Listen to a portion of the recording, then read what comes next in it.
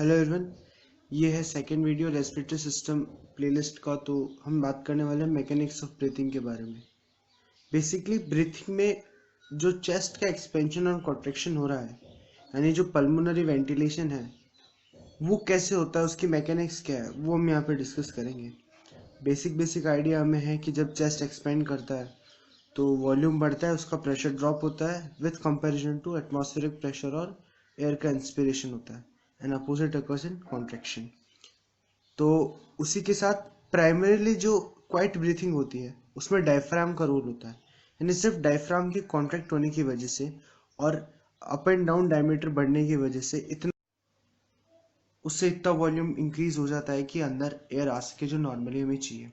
But कभी कभी extra activity की रिक्वायरमेंट होती है, जैसे कि मीन्स हमें इंस्पिरेशन ज़्यादा लेना है, तो उस समय हमें चाहिए एक्सटर्नल इंटरकॉस्टल मसल्स। इसको याद ऐसे रख सकते हैं कि एक्सटर्नल इंटरकॉस्टल मसल्स का अरेंजमेंट कुछ इस तरीके से है कि वो हमारे चेस्ट को एक्सटेंड करती है या एक्सटीरियरली लिफ्ट करती है। तो उससे आप इमेजिन कर सकते हैं कि एक्सटर्नली जो उसको बाहर लेके आएंगी तो एक्सपेंड करेंगी और उसकी वजह से इंस्पिरेशन में काम आता है, और इंटरनल इंटरकॉस्टल जो है वो अंदर की तरफ ले जाएगी, यानी वो कंप्रेशन करेगी, तो ये एक्सपिरेशन में काम आएगी। ठीक है। तो साथ ही एक्सटर्नल इंटरकॉस्टल मसल की कुछ और मसल है, जैसे स्टर्नोक्लीडोमास्टोइड। ये हमारे स्टर्नम जो है उसको अपलिफ्ट करती है। तो ये भी आप जानते हैं कि स्टर्नम का मूवमेंट जो होता है वो अपवर्ड होता है ड्यूरिंग इंस्पिरेशन। ओके।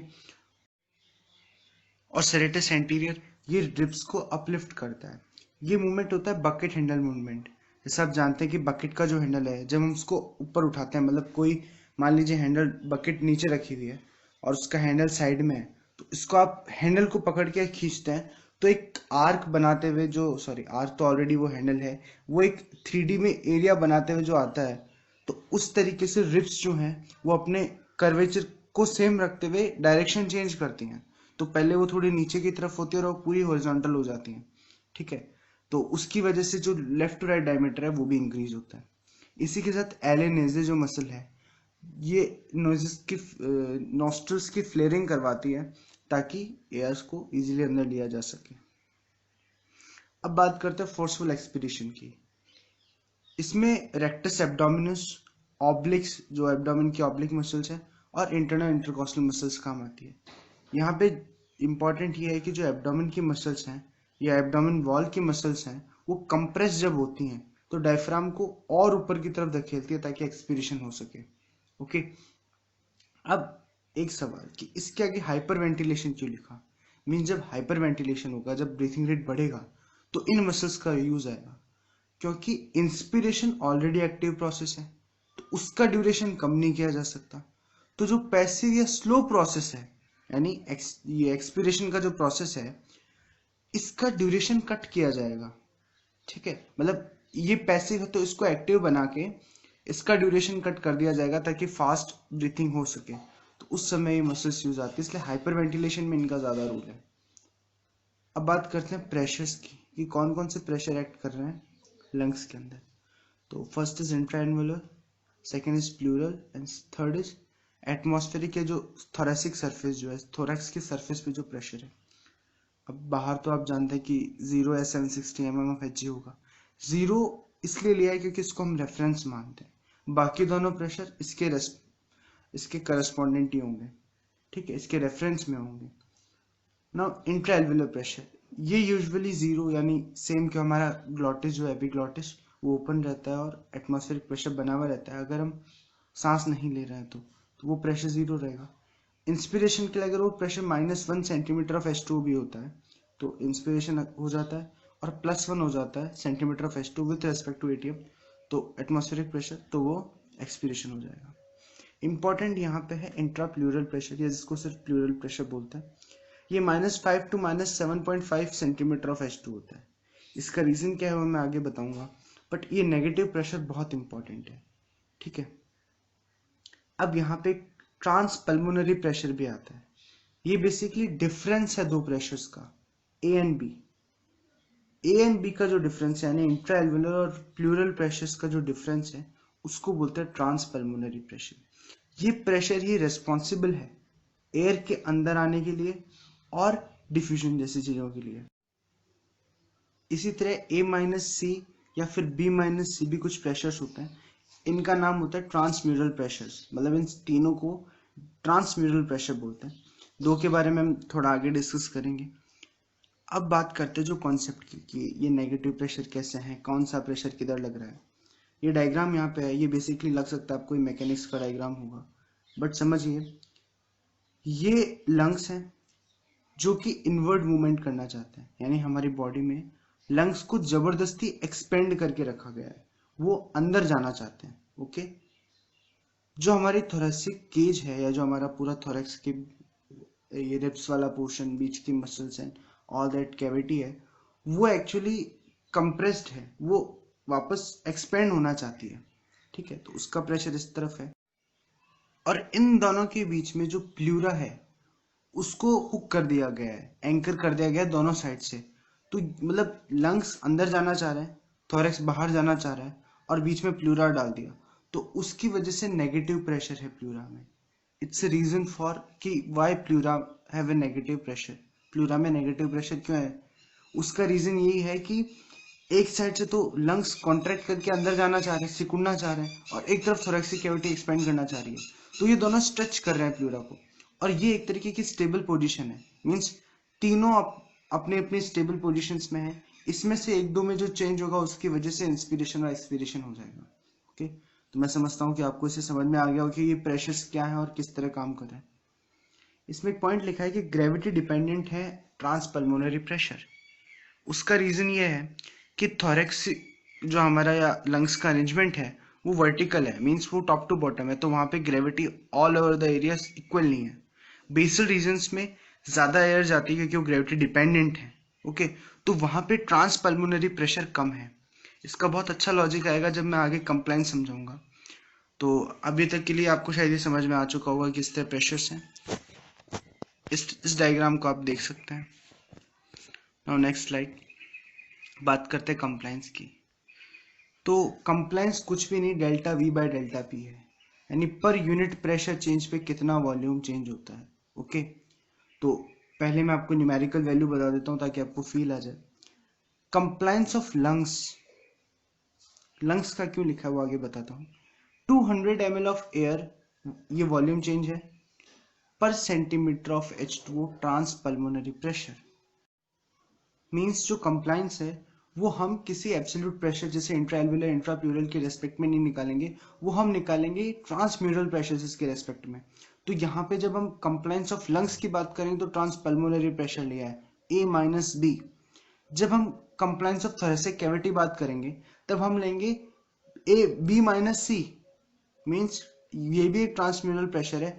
जो जब हम कंप्लाइंस, मतलब कंप्लाइंस जो है जैसे जैसे ये अलग अलग जगह के लिए चेंज होगा वैसे वैसे प्रेशर जो उस एरिया का वो चेंज हो जाएगा।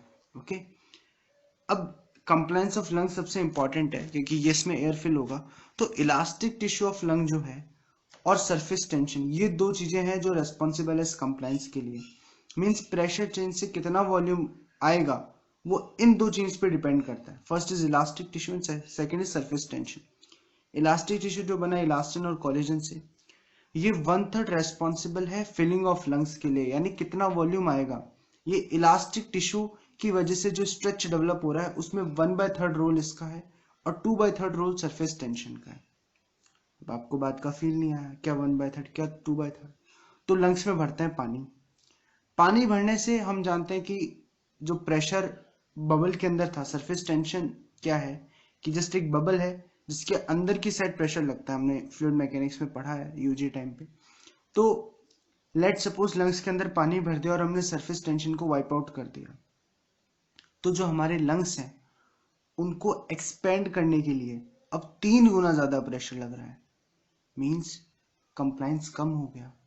ये सरफेस टेंशन जो था ये रेस्पॉन्सिबल था लंग्स की फिलिंग के लिए, बट यहाँ पे क्योंकि वो प्रेशर नहीं रहा, वो इंटरफेस जो था, मतलब लिक्विड एयर इंटरफेस था, वो गायब हो चुका है क्योंकि हमने लंग्स में पानी भर दिया।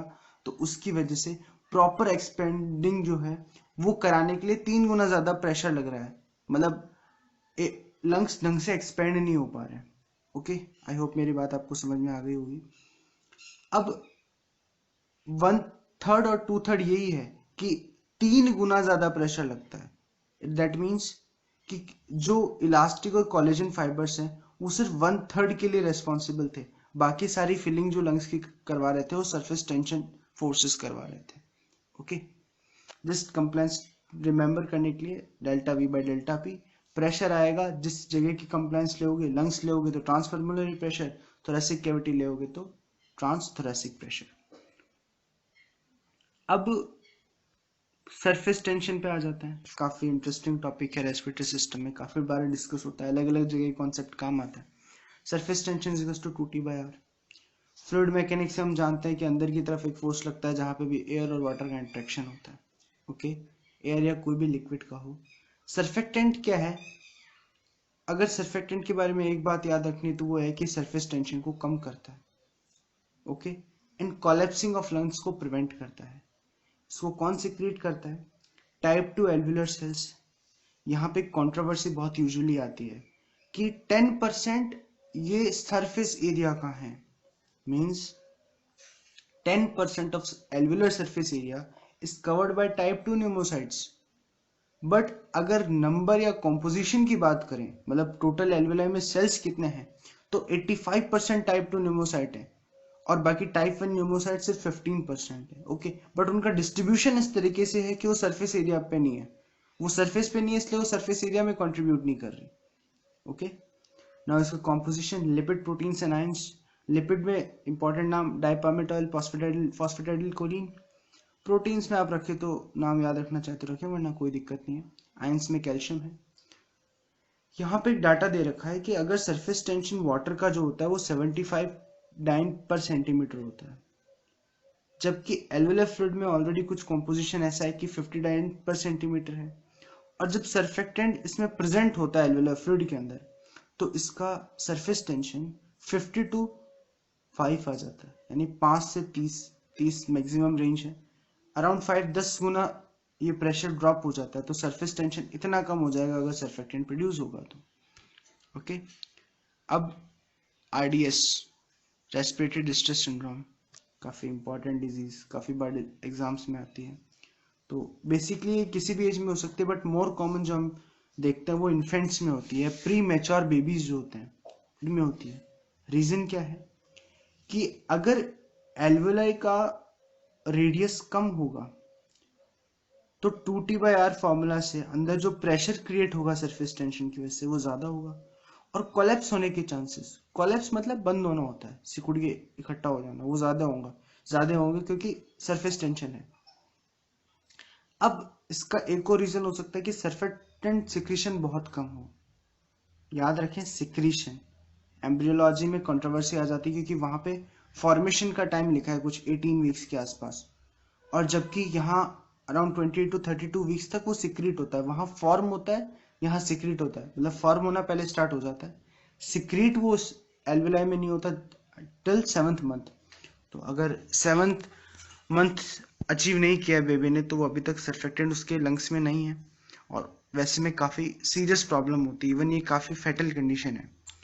इसके लिए कि हमारे पास ऑप्शन है कि पॉजिटिव प्रेशर ब्रीथिंग कराई जाए, मतलब लंग्स को प्रेशर दिया जाए कि वो कोलैप्स ना करे और फिर एयर अंदर इंस्पिरेशन के लिए वेंटिलेटर के थ्रू दी जाए। ओके, अब बात करते हैं compliance of lung thorax system. Lung thorax system means lungs और थोरैक्स दोनों इन्वॉल्व है, तो प्रेशर कौन सा आएगा? Transthoracic pressure, A-C। Okay, delta V जो है वो इसकी एक्चुअल वैल्यू है 110 ml ऑफ एयर पर सेंटीमीटर H2। ये आधी है सिर्फ लंग्स की कंप्लायंस की, means thoracic cavity is not as compliant as lungs. Lungs काफ़ी अच्छे एक्सपेंड करते हैं, काफ़ी पर यूनिट प्रेशर की काफ़ी अच्छा रिस्पॉन्ड करते हुए एक्सपेंड होते हैं, बट थोरेक्स नहीं होता क्योंकि एक रिजिड स्ट्रक्चर है। Just information point of view के लिए दिया गया है।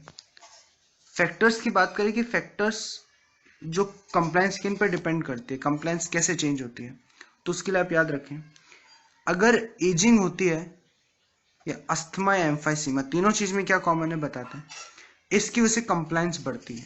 एजिंग मीन्स जैसे जैसे आदमी बूढ़ा होगा उसके अंदर जो इलास्टिक फाइबर्स का कंपोजिशन है वो कम होगा, तो जब इलास्टिक फाइबर का कंपोजिशन कम होगा तो लंग्स उतने अच्छे से एक्सपेंड नहीं होंगे, पर यूनिट प्रेशर चेंज, वो वॉल्यूम चेंज अचीव नहीं होगा। ठीक है, इसी की तरह एम्फाइसीमा, एम्फाइसीमा में सारा जो इलास्टिन होता है वो डाइजेस्ट कर जाता है हमारे मैक्रोफेजेस, तो उसकी वजह से कंप्लायंस जो है वो बहुत ज़्यादा हो जाएगा। मतलब इलास्टिक रिकॉइल जो है, जो मतलब इट्स जस्ट लाइक कि रबड़ है, उसके अंदर से उसकी स्ट्रेचेबिलिटी कम कर दी तो अब वो बहुत ज़्यादा फूल रहा है, तो कंप्लायंस बढ़ जाएगा। ओके, बहुत ज़्यादा डेल्टा भी आएगा। अब एक अपोजिट कंडीशन वो है फाइब्रोसिस, या फिर और कई डिजीज में लिखिए, उनमें कंप्लायंस कम होगा, मींस लंग्स उतने स्ट्रेच नहीं होंगे। फाइब्रोसिस में आप इमेजिन करके देखिए कि फाइबर्स डिपॉजिट हो गए, काफ़ी काफ़ी थिक और रिजिड स्ट्रक्चर्स हो गए वहाँ पे, तो क्या अब वो उतने अच्छे से एक्सपेंड हो पाएंगे एल्वेलीज? तो क्या डेल्टा वी उतना अचीव होगा? तो कंप्लायंस कम हो जाएगा। इसी तरह पल्मोनरी टेंशन और एल्वेलर एटलेक्टिस यानी सर्फेक्टेंट कम हो गया। तो सर्फेक्टेंट कम हो गया अगेन, कि सर्फेक्टेंट जब कम होगा तो इंट्रा एल्वेलर प्रेशर, यहाँ पे आप इमेजिन कीजिए कि लेट सपोज कि एल्वेलाई अंदर की तरफ जाना चाह रहे हैं, सरफेस टेंशन अंदर की तरफ पुल करता है, कोलैप्स करता है, तो उसकी वजह से इंट्रा एल्वेलर प्रेशर बढ़ा, तो इंट्रा एल्वेलर प्रेशर बढ़ा तो ए माइनस बी जो हमारा था ट्रांस पल्मोनरी प्रेशर वो बढ़ा, तो कंप्लायंस कम हो गया क्योंकि delta P is in denominator. ठीक है, ये सारे फैक्टर्स हैं। वर्क जो हमारे लंग्स को करना पड़ता है एक्सपेंड करने के लिए, पी डेल्टा वी जो हम यूज करते हैं कि कितना वर्क लंग्स को करेंगे जब वो एक्सपेंड होंगे, तो यहाँ पे वर्क किसके अगेंस्ट करना है ये इंपॉर्टेंट है। पहला होगा कंप्लायंस वर्क या इलास्टिक वर्क, ये होगा खुद लंग्स के अगेंस्ट, मतलब जो इलास्टिक फोर्सेस है, जो फोर्सेस कंप्लायंस क्रिएट कर रही हैं उसके against. Second is tissue resistance, यानी जो हमारा पूरा थोरेसिक केज है, ribs, muscles and all that, उसके अगेंस्ट जो रेजिस्टेंस है उसको ओवरकम करने के लिए work. And third is airway resistance, यानी हमारा जो एयरवे पैसेज है, trachea, nostrils and all that, bronchioles, तो उसमें रेजिस्टेंस होगा एयर का, फ्रिक्शन होगा, तो उस रेजिस्टेंस को ओवरकम करने के लिए भी वर्क लगेगा। ये तीन कैटेगरी है कि वर्क कहाँ कहाँ एक्सपेंडिचर हो रहा है एनर्जी का। इसमें याद रखें कि एयरवे रेजिस्टेंस कब इंक्रीज होगा? जब ऑब्स्ट्रक्टिव डिजीज होंगी। ऑब्स्ट्रक्टिव लंग डिजीजेस के अंदर ऑब्स्ट्रक्शन हो जाता है तो उसकी वजह से एयरवे रेजिस्टेंस बढ़ेगा और फिर उसमें होने वाला वर्क भी बढ़ेगा। इसी तरह जब रेस्ट्रिक्टिव डिजीज होती है, रेस्ट्रिक्टिव डिजीज, उनके अंदर जो इलास्टिक कंपोजिशन है लंग्स का वो चेंज हो जाता है, then compliance and all that change होने की वजह से कंप्लायंट वर्क चेंज होगा। Okay, so that's all for today's video. अगर आपको अच्छा लगा तो प्लीज़ से लाइक कीजिए और ऐसे वीडियोस के लिए हमारे चैनल को सब्सक्राइब कीजिए। अगर आपकी कोई सजेशंस, कमेंट्स या क्वेश्चन हो तो प्लीज़ हमें बताएं। Thank you.